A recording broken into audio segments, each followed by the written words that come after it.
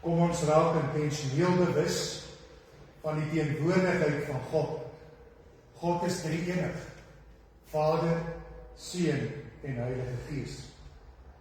Vanmôre blaas ons al die kersse dood as simbool van die dag vol lyding en ook Jesus se dood.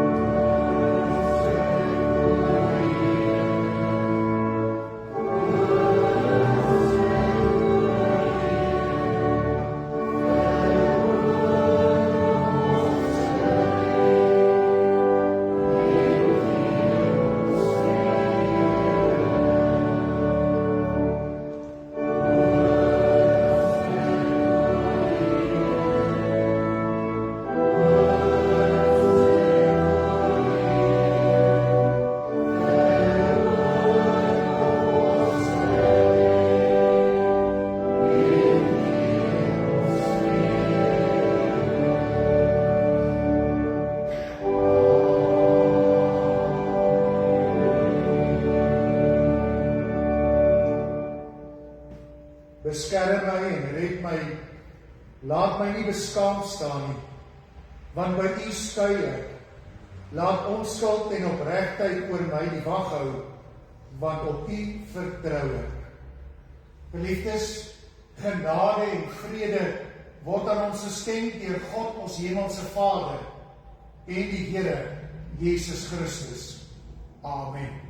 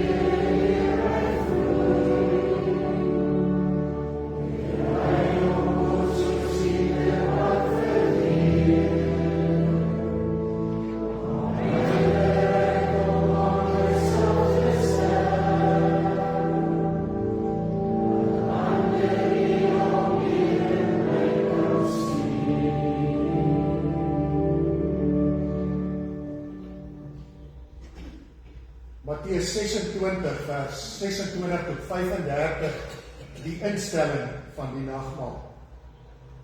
En terwyl hulle eet, het Jesus brood geneem en seën gevra. Daarna het hy dit gebreek en vir sy disippels gegee en die woorde: neem, eet, dit is my liggaam. Toe neem hy 'n beker en nadat hy die dankgebed uitgespreek het, gee hy dit vir hulle en sê: drink almal daaruit, want dit is my bloed. Die bloed waardeur die verbond beseël word en wat vir baie vergiet word tot vergewing van sondes. Ek sê vir julle, van nou af sal ek nie weer van hierdie wyn drink, tot op die dag wanneer ek saam met julle die nuwe wyn in die koninkryk van my Vader sal drink nie. Nadat hulle die lofsang gesing het, het hulle uitgegaan Olyfberg toe. Geliefdes, dit is Sierfontein Gemeente se voorreg om u as kinders van God, mense van die weg, Jesus volgelinge te nooi om vanmôre te kom ervaar dat die Here vir ons goed is. Kom ons word vanmôre weggevoer dat daardie donderdag aand in die Hoofvertrek in Jerusalem, toe Jesus die Paasete saam met sy disippels geniet het. Die aand toe Jesus gesê het: my dood maak die nuwe ooreenkoms en testament tussen God en julle geldig. Liefdes, dis vanmôre 'n loopnagmaal. Ek nooi blok vir blok om by die nagmaal te kom ervaar en beleef. Die genooide blok stap na voor, neem die brood en die wyn en daarna kan die uit dankbaarheid 'n dankoffer in die kruik van barmhartigheid gooi.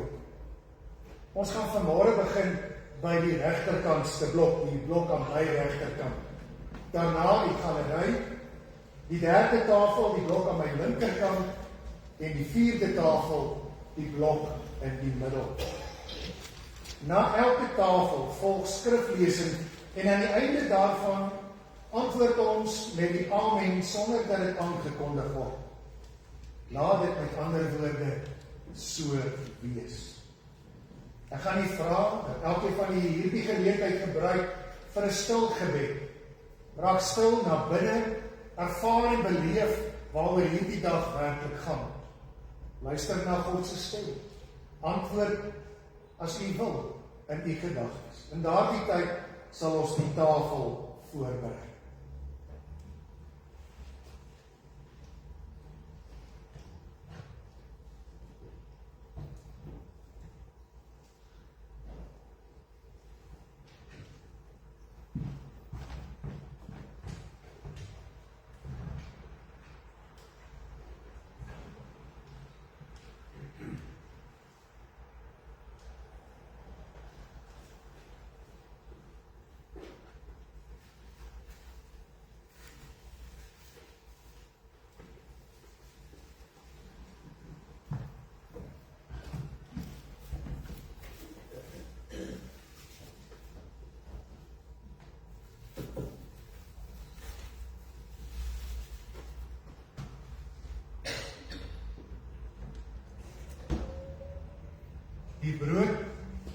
Die brood wat ons breek, is die gemeenskap met die liggaam van Christus.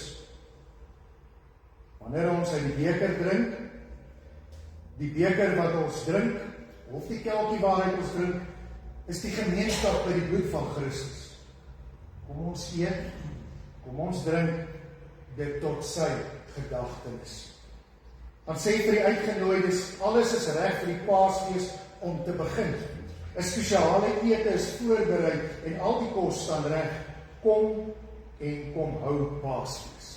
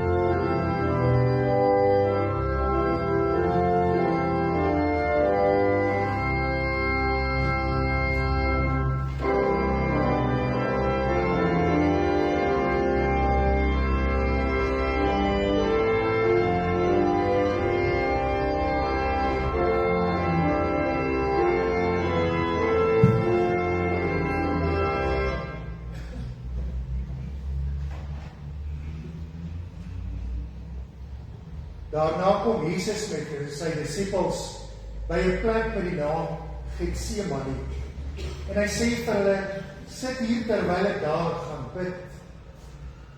Hy het vir Petrus en 2 seuns van Zebedeus saamgeneem. Toe het hy bedroef en beangs geword en vir hulle gesê, ek voel doodsbenoud.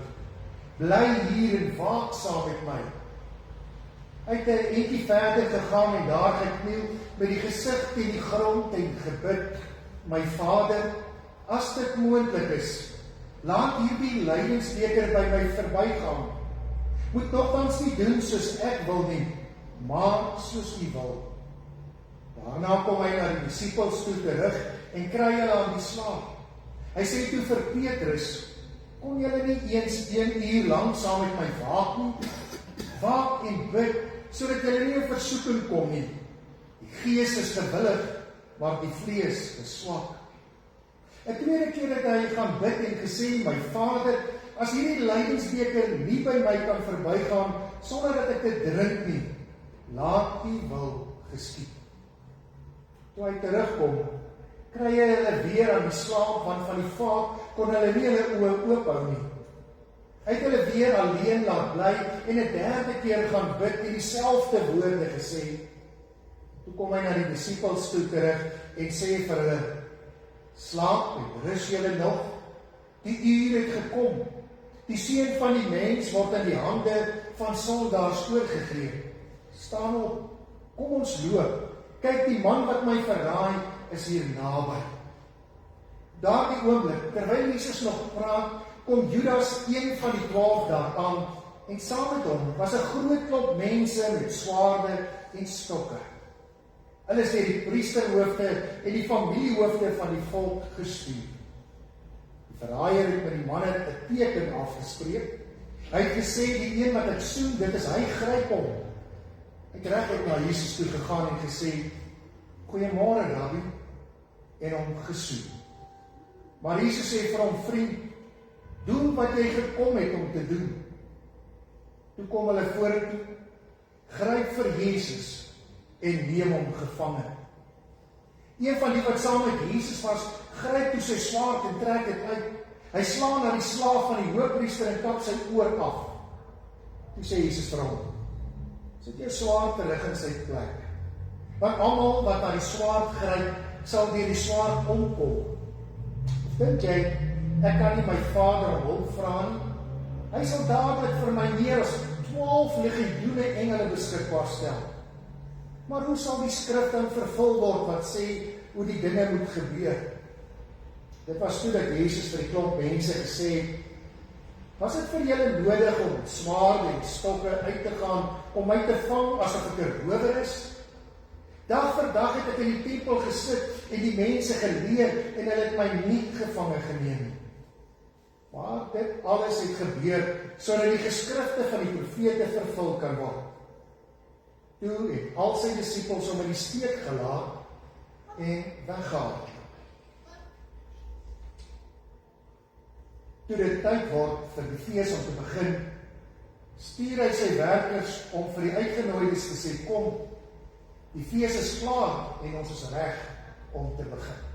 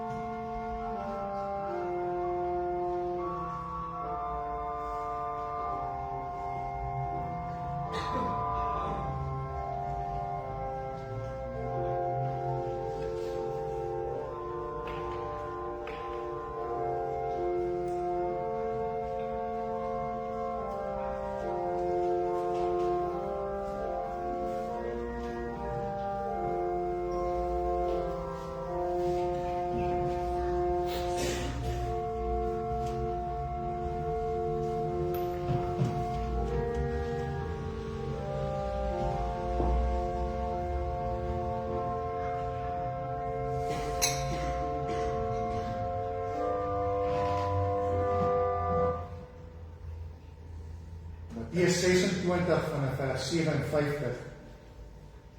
Die mense het vir Jesus gevange geneem het hom weggelei na Kajafas, die hoofpriester, waar die skrifgeleerdes en familiehoofde bymekaar gekom het. Petrus het op 'n afstand agter hom aangegaan tot by die binnehof van die hoofpriester se woning. Hy het ingegaan en daar by die wagte gaan sit om te kyk hoe dit afloop. Die priesterhoofde en die hele Joodse raad het vals getuienis teen Jesus probeer kry sodat hulle hom kon doodmaak. Baie vals getuies het na vore gekom en tog kon die raad niks teen hom vind nie. Eindelik het daar 2 vorentoe gekom en gesê, hierdie man het gesê, ek kan die tempel van God afbreek en in 3 dae weer opbou. Toe staan die hoofpriester op en sê vir hom, verweer jy jou glad nie? Wat van die getuienis wat hierdie mense teen jou inbring? Maar Jesus het niks gesê nie. Die hoofpriester sê toe vir hom, ek stel jou onder eed by die lewende God dat jy vir ons moet sê, is jy die Christus, die Seun van God? En Jesus antwoord hom, dis soos u sê. Daarby sê ek vir julle, van nou af sal julle die Seun van die mens sien, waar hy aan die regterhand sit van hom wat magtig is, en julle sal hom sien kom op die wolke van die hemel. Toe skeer die hoofpriester uit verontwaardiging sy klere en sê, hy het God gelaster. En daarvoor het ons nog getuies nodig. Daar het julle nou net die godslasterlike woorde gehoor. Wat dink julle? Hulle het geantwoord, hy verdien die dood. Toe het hulle in sy gesig gespoeg en hom met die vuis geslaan. Hulle het hom geklap en gesê, jy is mos 'n profeet Christus. Sê vir ons, wie het jou geslaan? Petrus het buite in die binnehof gesit, toe 'n diensmeisie na hom toe kom en sê, jy was ook saam met Jesus, die Galileër. Maar hy het dit voor almal ken. Ek weet nie waarvan julle praat nie. Hy gaan toe na die uitgang van die binnehof en daar sien 'n ander diensmeisie hom en sê vir die wat daar staan, hierdie man was saam met Jesus van Nasaret. Weer het Petrus het ontken en met 'n eed gesê, ek ken die man nie. Rukkie later kom die manne wat daar staan na Petrus toe en sê, dit is waar, jy is ook een van hulle, 'n mens kan dit aan jou spraak hoor. Toe begin hy vloek en hy sweer, ek ken die man nie. En op daardie oomblik het daar 'n hand gekraai. En toe val Petrus by wat Jesus gesê het, voor die hand kraai sal jy my 3 maal verloon. En hy het buite toe gaan en bitterlik gehuil.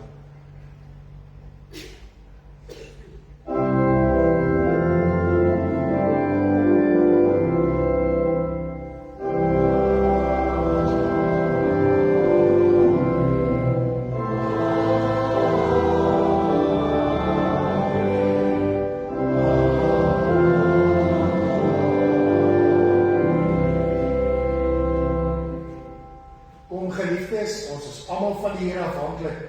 Hy voed ons op sy tyd.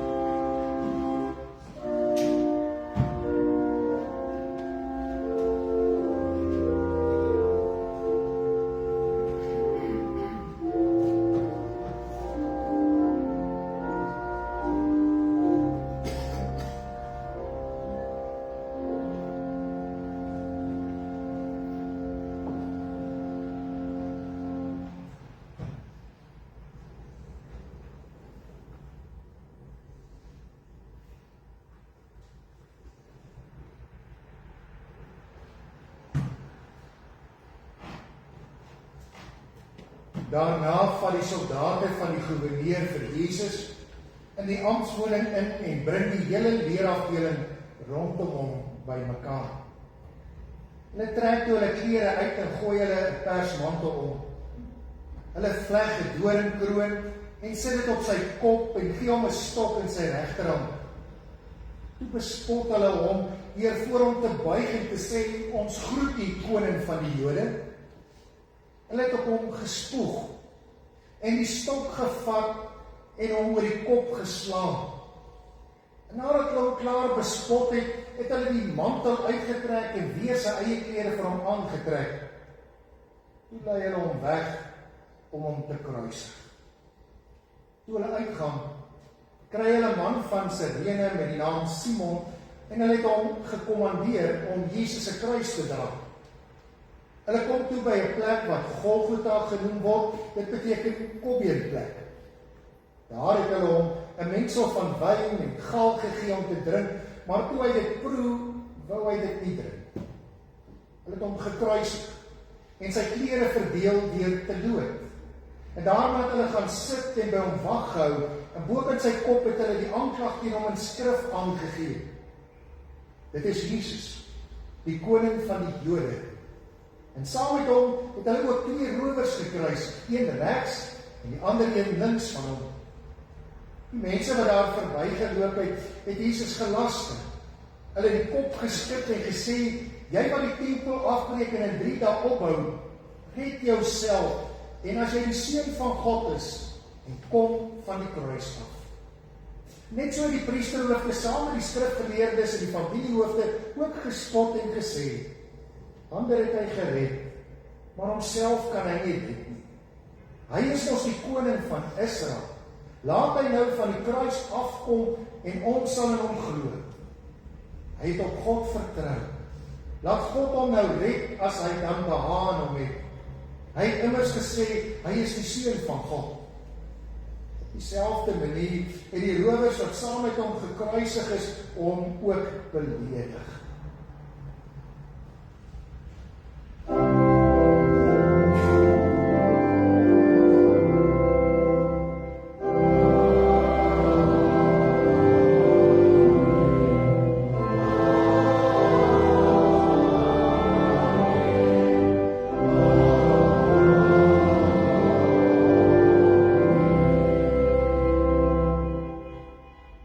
Gemeente kom, want die Here maak sy hand oop en ons kry meer as genoeg.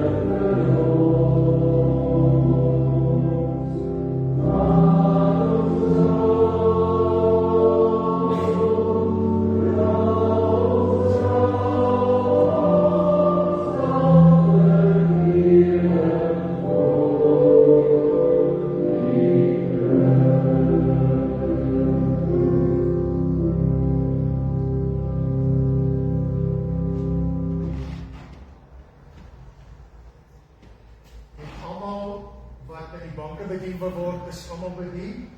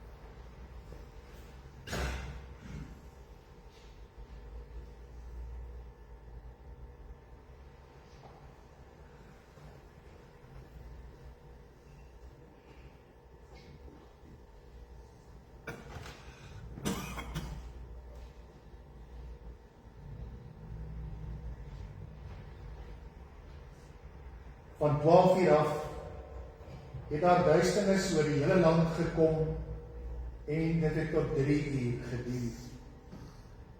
Teen 3 uur het Jesus hard uitgeroep, Eli, Eli, lema sabachthani, dit is, my God, waarom het U my verlaat?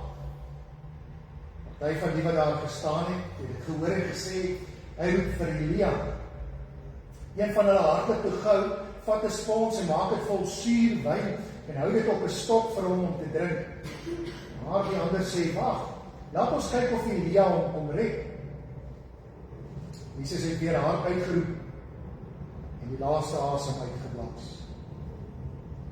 Daardie oomblik het die voorhangsel van die tempel van bo tot onder middeldeur geskeur. Die aarde het geskud, die rotse het met mekaar gebars, grafte het oopgegaan, baie gelowiges wat dood was, is opgewek en hulle het uit hulle grafte uitgegaan. Na Jesus se opstanding, hulle in die heilige stad gekom, waar hulle aan baie mense verskyn het. Die offisier en die soldate wat saam met hom vir Jesus bewaak het, die aardbewing sien en die dinge wat gebeur, het hulle baie bang geword en gesê, hierdie man was werklik die seun van God. Maar ons het baie vroue wat op 'n afstand gestaan en kyk, is hulle wat vir Jesus van Galilea af gevolg en vir hom gesorg het. Onder hulle was Maria Magdalena, Maria die moeder van Jakobus en Josef, en die moeder van die seuns van Zebedeus. Na die middag het daar 'n ryk man aangekom, dit was Josef van Arimatea, wat self ook 'n volgeling van Jesus was. Toe hy na Pilatus toe gegaan en die liggaam van Jesus gevra, en Pilatus het beveel dat dit vir hom gegee moet word. Josef het die liggaam geneem en dit in skoon linne toegedraai en dit daarna neergelê in sy eie nuwe graf wat hy in die rots uitgekap het. Hy het 'n groot klip voor die ingang van die graf gerol en weggegaan. Maria Magdalena en die ander Maria was ook daar en het reg voor die graf gesit. Volgende dag na die Vrydag, het die priesterhoofde en die fariseërs by Pilatus gekom en vir hom gesê, meneer, ons onthou dat toe daardie bedrieger nog geleef het, hy gesê, na 3 dae sal hy uit die dood opgewek word. Gee dan bevel dat die graf 3 dae veilig bewaak word, sodat sy disippels hom nie dalk kom steel en vir die mense vertel, hy is uit die dood opgewek nie. Dan sal die tweede bedrog erger wees as die eerste. Pilatus antwoord hulle, hier is vir julle 'n wag, gaan beveilig die graf so goed as julle kan. Hulle het toe gegaan en die graf beveilig deur die klip te verseël en die wag daar te laat bly.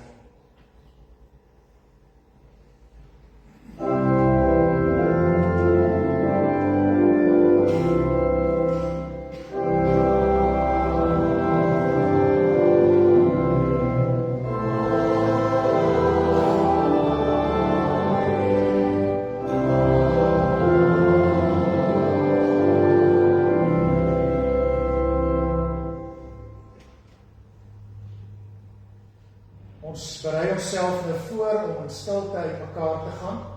As die trompet speel, kan jy net so rukkie stil wees, totdat dit klaar is, dan beweeg ons in stilte uit mekaar.